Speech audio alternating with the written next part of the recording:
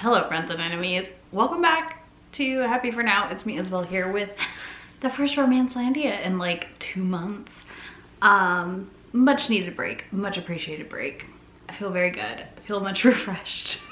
I also just couldn't manage this with the move, to be honest with you. Like, it was too much happening in my life to keep up with Romancelandia and moving. But we're back because I do have some things we should talk about.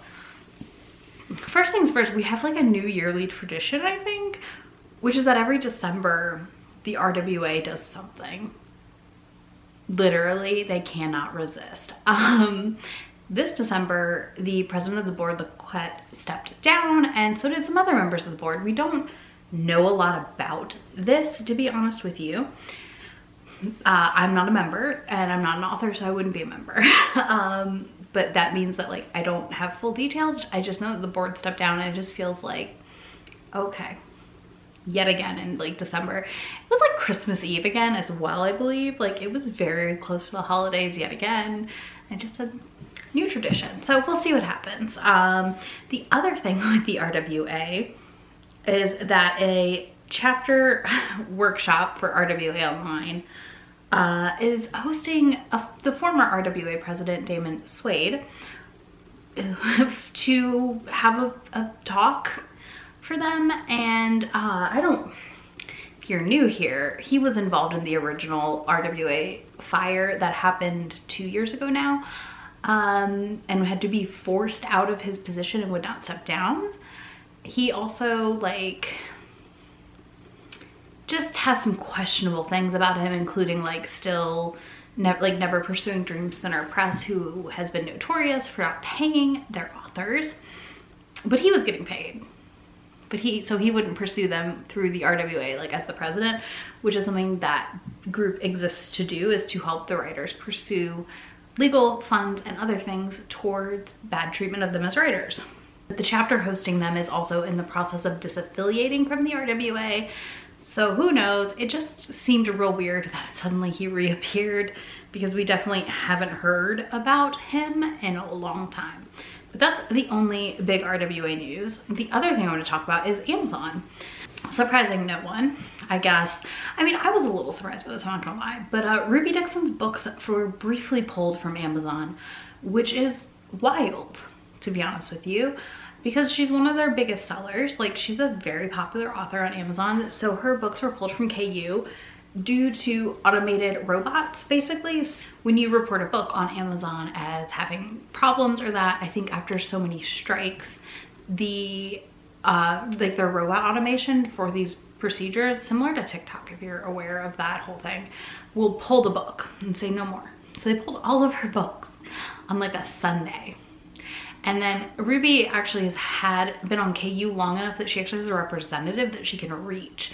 But when this has happened to other authors, they literally are up shit's creek, because there is no representatives like this anymore. Like, people don't have a sales rep in Amazon to go to. And I just think this is an important reminder to, one, understand why authors don't always list things like content warnings in their book descriptions, because it will bury their book or make Amazon hide it. Or this happens where it gets pulled off the platform completely, and then they have to do a lot of work to get it back. It's also part of the issue with when people pirate books and they're in KU, and Amazon sees that pirated book and then will say, this isn't your book, or you have to remove it, you're in violation of terms, and they can't like talk to a human. It's a really, really big issue within Amazon right now. For indie authors. So on that note, I just want to encourage everyone, if you love an indie's books, to try and buy them from them signed or physically from wherever you can, just to make sure you're supporting them. Join their Patreon if you can. Those items, to make sure they continue to have income flow. Like, we know Ruby Dixon's fine, but think about all the like much smaller authors that don't have the reach she has, and how hard this would be on them. So something to keep in mind in the future as you find books you love by indie authors. Then something fun before we get into like the slightly more wild things. First things first, the Swoonies are happening again this year. If you've missed it, I will link below. The semifinals are wrapping up before this goes live, but you can vote in the finals. when this goes live. They should still be open, I think. So you should make sure you go vote for books you love, because the Swoonies are a great alternative to the Goodreads Awards, and it is romance focused. So if you're not voting, what you doing? You need to get on it. I actually need to go vote and when I'm done filming today in the semifinals. So yeah, I will link that down below for y'all to make sure you go vote for the Swoonies, for your faves. Next is one I don't want to talk about, but we're going to talk about it. So I feel like TikTok, I like TikTok. I like BookTok. It's fine. I know people like hate on it, but I really enjoy it personally. I don't make a lot of content there, but I just enjoy watching BookTok. And I like being on TikTok in general. But I think there's been some really solid conversations on BookTok, two of which have been an ongoing conversation, I guess. One is that this new V. Keeland book that came out, this cover, I don't know the name of it, has like a really traumatic scene in it that is not content warninged anywhere. There's no content note, there is nothing about it. And BookTok like went off on this girl. I will link her video down below. When she talked about this, people got mad at her for saying like there should be content warnings, like we should have more standardization in this, and I totally agree. I know, again, as mentioned earlier, Amazon doesn't love when you list these things, but I do think it's not that hard to note infant death in a book. Like that's a big deal. And that's a big trigger for a lot of people. So I just don't understand why it wasn't noted. It just seems very like out of character kind of for V. Keeland from her books that I've read in the past. Not that they're not noted, but like just this even being in there. Again, also does not have a cover that indicates dark romance or anything like that. So I was just really surprised. But yeah, this conversation on TikTok has been really interesting, and Katie Robert talked about how she posts hers on her website, and I find that very, very helpful. And a lot of other authors I know do too, which again, I find very helpful when I'm just not sure. And then I've seen people like bragging that they use them to like decide to read a book because they know it's like dark enough. And, like that's fine, but it's weird. It comes across as like a little weird to me personally. So I just want to say that like, to do our best to share these things when we find them, because I think it's important as a community that we help support other people to not harm themselves when reading, because reading's an escape for most of us. And if we aren't properly warned about certain things in books, it's no longer an escape, and it instead becomes a hindrance to our mental health and other things in our lives. So post content notes if you're an author, and if you're a reader, post them with your reviews so people can find out. And don't get mad at people for wanting them. I don't think there's anything wrong with them.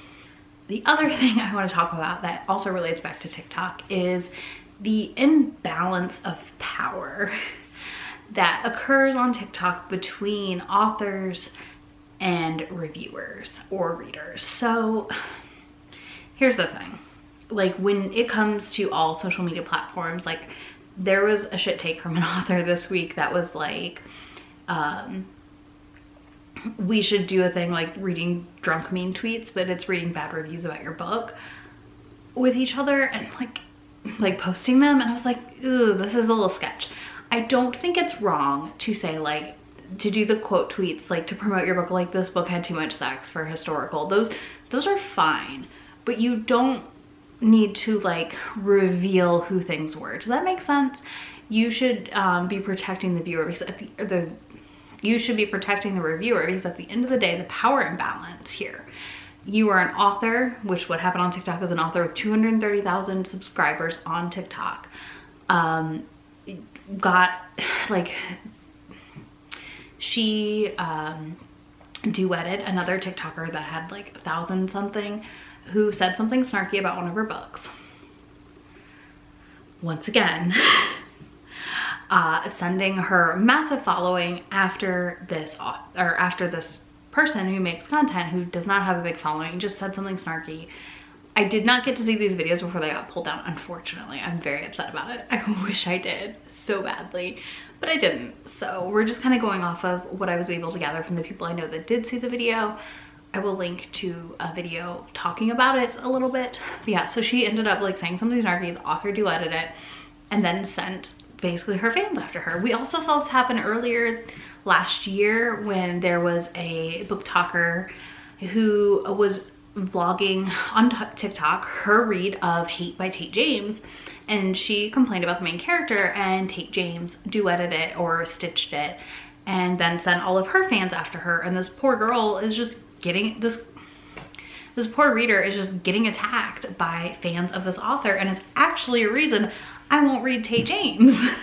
So there's that. But yeah, it's a really hard line, I think, and I think us as reviewers and readers, we need to remember not to tag authors in negative things. First of all, that's key one, right? We should never, ever, ever, ever tag an author in a negative review, comment, anything like that. But we also need authors to remember that reviews exist for us as readers and not for them. So they need to not engage when they see negative things, which can be really hard. I get it. We love our things, but once you write a book and release it into the world, in my opinion, you are saying, this is no longer mine, I'm here to share it with you. And the feedback you get is the feedback you get. Yeah, I kind of think, so let me know what y'all think, but I'm thinking about doing a live with some people where we talk about like our boundaries with authors and that, and where our lines are and how we deal with the power imbalance we have as reviewers and readers versus authors. I'm obviously friendly with authors on Twitter and stuff too, so you know, I think it's fair, but I don't think sometimes authors think about it enough before they post, I guess, would be what I will say.